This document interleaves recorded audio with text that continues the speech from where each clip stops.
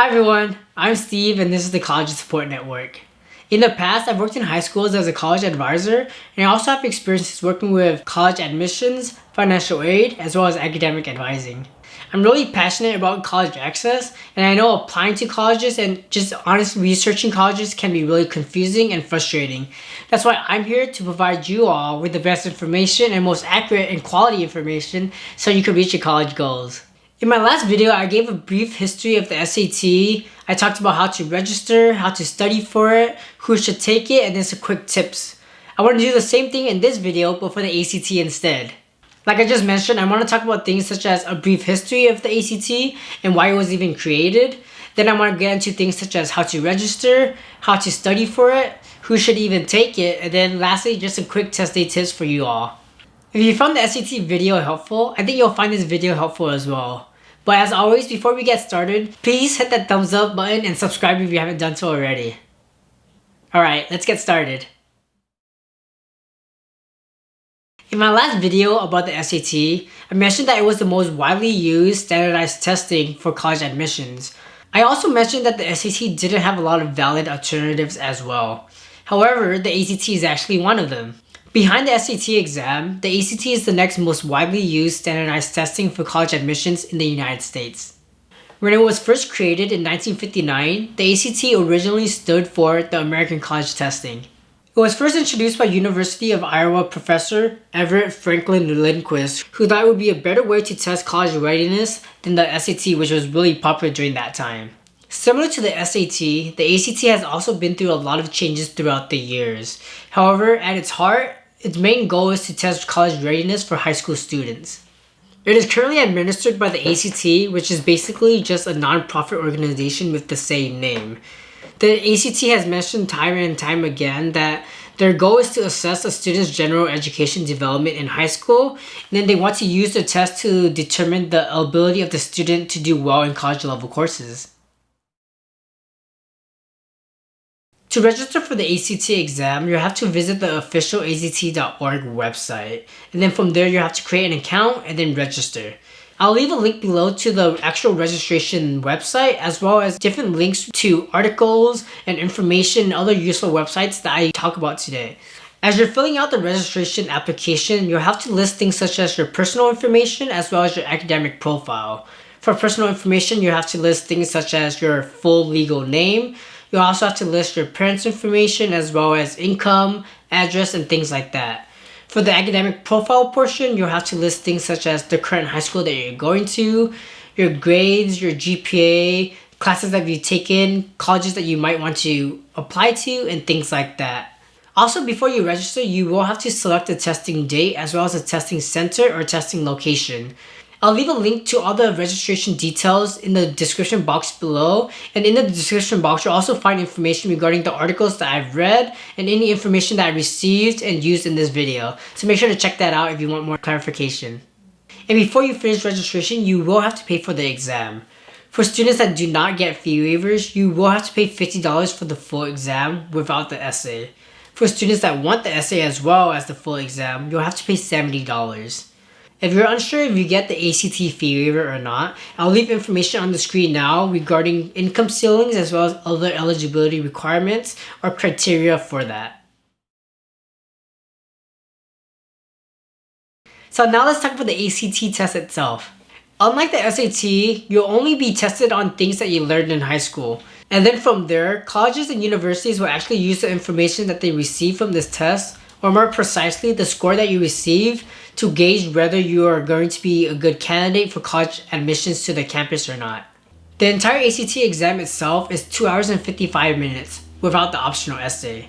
For students that are interested in taking the essay as well, you'll have to add an additional 40 minutes on top of that. I know this sounds like a long time, and honestly it kind of is to take a test. However, you will be given rest breaks throughout the day. If we're including the optional essay, the entire ACT is broken up into 5 different sections. The sections include math, reading, writing, science, and the essay. The main portion of the ACT exam is the math, reading, writing, and science sections, and each of these sections are scored between 1 and 36 points. The English session is 45 minutes long and has 75 total questions. In the English section, you'll be put in the position of a writer who makes decisions to revise and edit a text. One important thing to remember is that the text will include both short text and essays in different genres, and then you'll be provided with a variety of rhetorical situations to answer for. One quick tip about the English section is that it really is meant to focus on testing usage, mechanics, and rhetorical skills. The math section is 60 minutes long and has a total of 60 questions as well. In general, the math section will test you on pre-algebra, elementary algebra, intermediate algebra, coordinate geometry, plane geometry, and trigonometry. The ACT has mentioned that the material covered in this portion of the test really emphasizes the major content areas that are prerequisites for successful performance in entry-level courses in college mathematics. They also mentioned that for students that want to do well, all you really need is knowledge of basic formulas and then computational skills. So recall of complex formulas and extensive computation is not really required. The reading section is 35 minutes long and has 40 questions. The reading section measures the ability of a student to read closely, reason logically about text using evidence, and then also integrate information from multiple sources. More specifically, the questions will ask you to determine main ideas, locate and interpret significant details, understand sequences of events, make comparisons, comprehend cause-effect relationships, determine the meaning of context-dependent words, phrases, and statements, draw generalizations, analyze the author's or narrator's voice and method, analyze claims and evidence in arguments, and lastly, just integrate information from multiple texts. A lot of the passages that you will be reading will be in the realm of social studies, natural sciences, literary narrative or prose fiction, and humanities. Similar to the reading section, the science section is also 35 minutes long and has 40 questions. In general, the science portion will test you on things such as data analysis, experimental results, as well as conflicting viewpoints. The ACT has mentioned that the science portion of the exam really measures the interpretation, analysis, evaluation, reasoning, and problem-solving skills that you are required to have in the natural sciences realm. You'll be tested on things such as biology, chemistry, physics, and even earth sciences such as geology and astronomy. What's really important here is that these questions will really require you to recognize and understand the basic features of and the concepts related to the provided information. So you'll have to be able to examine critically the relationship between the information provided and then draw conclusions and then hypothesize from there. And the last section here is the optional essay portion. The key word here is optional, meaning you don't have to take it if you don't want to. However, as you'll learn later in this video, I'll talk about why I think students should do it anyway, even though they may not be going to a 4-year university or if they just hate writing. In this section, you'll be given 40 minutes to answer a question.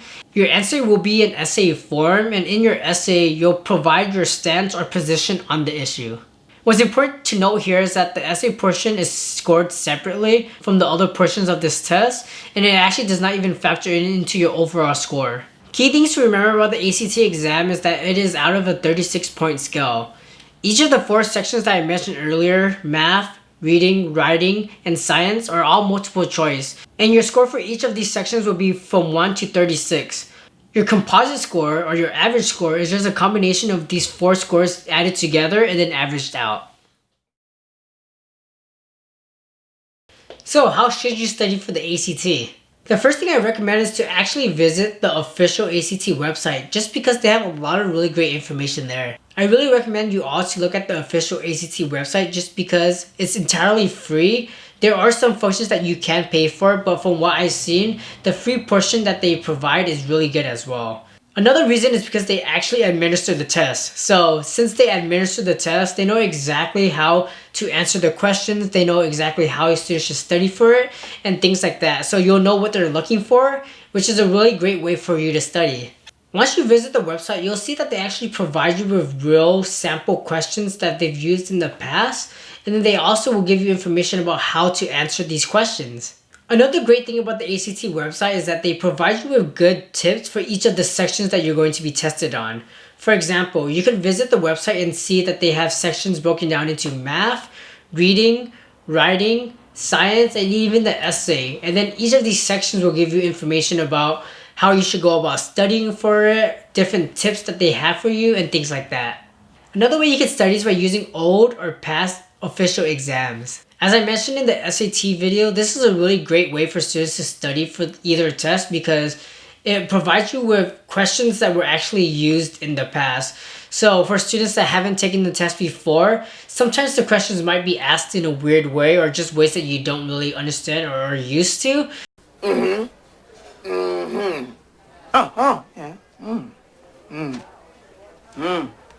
I know some of these words.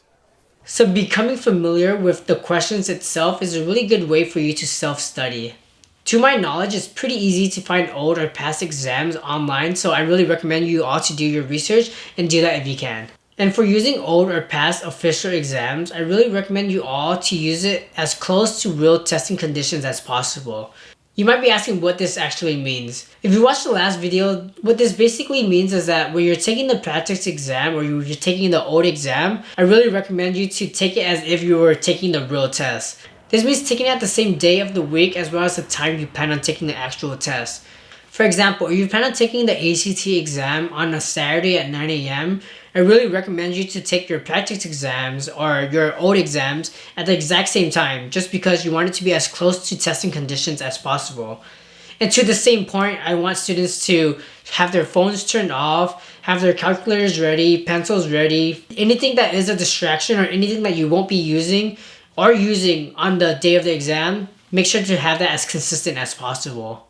As I've mentioned before, there's a lot of research and studies done that students that study in this type of environment or study this type of way tend to do a lot better on the exam when they actually take it. Another way to study is using the train smarter, not harder method. What this basically means in this aspect is understand what areas you need help on most or what areas you need to focus on most. For example, if I know I'm a really strong math student but I suck at science, I'm going to spend less time studying math and more time studying science just because I want to make sure I get my science levels up to where my math levels are. To do this, you could just use practice exams like I mentioned earlier. Take it cold turkey, so that means take it without studying and then just see how well you do. See what areas you need to work on the most, see what areas that you don't really need to study a lot more, and then train your studying regimen from there. The last thing I would recommend is for students to look at high school tutors, private tutors, or maybe even prep programs. I know some high schools provide these resources or services to students and I know some do not. That's why it's really important for you all to do your own research to see what is available for you, and honestly, I would take advantage of anything and everything that is available to me, obviously. So if there is a prep program at your high school or if there's a private prep program in your area, definitely take advantage of it. Next, I want to talk about who needs the ACT or if the ACT is a good option for you. In my opinion, any student that's applying to a four-year university should definitely take a look at taking either the SAT or the ACT exam. The reason for this is because the majority of admissions offices at four-year universities will require you to have at least one of these exams on file. However, as usual, it's always going to be best practice for you to do your own research to see what campuses you're applying to and then what admissions requirements that they require of you. The ACT is also a good option for students that are going to four-year universities and maybe feel like their GPA, grades, or maybe just the rest of the application isn't strong enough. For example, if I feel like my GPA is okay, but I didn't do a lot of extracurricular activities, or maybe I have a lot of extracurricular activities, but my GPA isn't the best, the ACT will actually be a good way for you to boost your application or boost your chances of getting into a campus. For students that are interested in going to a CSU, you do not have to do the optional essay. However, I pretty much recommend any and all students to do the essay portion regardless if they know where they're going to go or not. The reason for this is because, as I mentioned in another video, I had a lot of students when I was a college advisor that knew for sure that they were going to a CSU or they knew for sure they were going to a community college. So they didn't bother with the ACT or they didn't bother with the optional essay for the ACT. However, once application season came around, they decided that they wanted to just apply anyway. And unfortunately, they had to scramble and see if they could get the next test day, or they had to pay a little bit extra money for the late fee for the optional essay. So if you're unsure, or if you're still on the fence, or honestly, even if you know for sure if you're going to a CSU or wherever it may be, I recommend you all to just take it. Similarly, for students that want to go to a community college or know that they're going to end up at community college, I would recommend you to take the ACT or SAT test anyway. And the reason for this is because doing well on one of these exams could actually waive you out of the introductory courses once you get to your community college campus. This is really great because I know a lot of students are worried about going to community college and then having to wait a long time before they could transfer or get their associate's degree or just being able to get the classes they need. So taking the ACT is a really good option because if you score well, you can waive out of your introductory courses and then get into the courses that you need to transfer or finish with your associate's degree. Because the ACT will test you on things such as math, science, reading, and writing, you can actually waive out of your introductory English, math, or science course. So this is a really good opportunity for you to save money and then get to your goal quicker. And the last reason to take the ACT is because it could actually make you eligible for different scholarships in the future. Both universities as well as private organizations and companies will actually provide you with merit-based scholarships if you did well on the ACT. Obviously, not every student is going to be able to get this just because a lot of students do end up doing well on either the ACT or SAT, but it makes you at least eligible for them in the future. I know I talk a lot about the SAT and ACT in this video, and I talk about some of the differences and similarities that they have. If you're really interested in seeing what the differences are more in depth, I'll be making videos in the future, so make sure to subscribe to that so you can be the first to see it. With all that being said, now I want to talk about some test day tips that might be useful for students that want to take the ACT. The first thing I want to talk about is just some things that you want to make sure you have with you when you go to take your test. Number one is a face covering or face mask. If you're taking this test during pandemic times or COVID times, you want to make sure that you have that for safety. The ACT will actually not allow you to take the test if you do not have one with you. The next thing you want to bring is your admissions ticket. You definitely want to make sure that you have this on you and you have a physical copy because if you do not bring it with you to the testing center, the ACT will actually deny you from taking the test.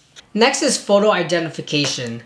Students that don't bring a valid photo ID or government issued ID will not be able to take the test. The ACT has some different requirements and eligibility for what is determined to be an acceptable ID. So I'll leave that in the description box below, but I'll also show some of the data here on the screen as well. I really recommend students to have a good photo ID just because in the past I've actually had a lot of students get denied approval to go in to take their ACT or SAT because their ID was not up to par to what the ACT or College Board wanted to see. The next is number 2 pencils. I really recommend students have 2 number 2 pencils as well as good erasers along with these pencils on the day of the test. The ACT will not allow you to bring lead pencils as well as pens for the exam, so make sure you have 2 number 2 pencils ready for you to take the test. The next is a calculator or an approved calculator. The ACT has noted that students are allowed to bring a permitted calculator to use in the math section only. However, not every single calculator that you bring will be acceptable. They actually have a full page for students to see what is considered an approved calculator, so definitely take a look at that if you haven't done so already. The last thing is the ACT actually recommends students to bring a watch, which is kind of different from what College Board recommends, but the ACT actually recommends students to bring a watch because it allows you to pace yourself.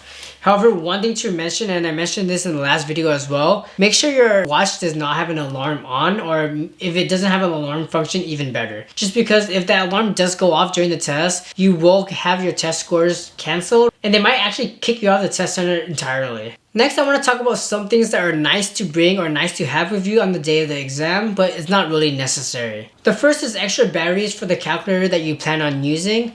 I know this sounds a little bit weird, and I mentioned this in the last video as well, but you will never know if your calculator is going to die out on you, so having those extra batteries with you is a good idea. The next is a bag or backpack, and for this I really recommend students to have maybe some snacks or a drink available for yourself just because, like I said, you will have breaks throughout the day, so it's a good idea to make sure that you're satiated or make sure that you're not thirsty throughout the test. And to my knowledge, most ACT exams are in the morning, so I recommend students to have breakfast in the morning if you usually have breakfast, just because you don't want to be hungry throughout the entire test. I know at least for me that would bother me a lot. The last tip I have, or just nice thing to have when taking the ACT exam or even the SAT exam, is to dress in layers. The test is going to be 4 hours long, and every testing center is going to be a little bit different. Some are a little bit warmer than the others, some are a little bit colder than the others. So if you dress in layers, you'll be planned for both. If it's too cold, you could put on your jacket. If it's too warm, you could take off your jacket. And this is really important because during a 4-hour test, you want to make sure that you're as comfortable as possible regardless of the conditions that you're in. With all this being said, I'll leave you with 2 key tips or pieces of advice that I have for you. The first is, if you did the math for all the questions and sections that I mentioned before, the entire ACT covers 215 questions and you have to finish it within 2 hours and 55 minutes. That's less than 1 minute per question. So my key tip or key advice here is to just make sure that you pace yourself well. When you're doing the practice exams at home or you're just studying in general, make sure you develop new skills to pace yourself correctly so you don't do it too fast and you burn yourself out, or you don't do it too slow and you end up missing some questions. And my last piece of advice or tip for today is to remember that the ACT does not ding you or mark you negatively for any wrong answers. They have noted that they will only be taking the correct number of answers that you have and then using that to create your score. So if you ever feel like you're running out of time, or if you feel like you don't know an answer at all, it's always in your best interest to just guess and put an answer down. Lastly, I mentioned this in the SAT video as well, but I do recognize that a lot of the information in this video is very surface level or basic level. With that being said, if you want more in-depth videos about the ACT and some of the things I mentioned today, such as how to register for the ACT, I'm really interested in doing a walkthrough of that if you're interested. Or maybe if you want to learn more about how to study for the ACT and how to get a good score and things like that, definitely leave a comment below because, like I said, I'm really interested in doing these videos. But let me know first and then I'll get started on that. So that's all I have for today. Thank you for taking time out of your day and spending that with me learning about college. I think that's awesome. As always, thumbs if you learned and subs if you loved. Take care, y'all.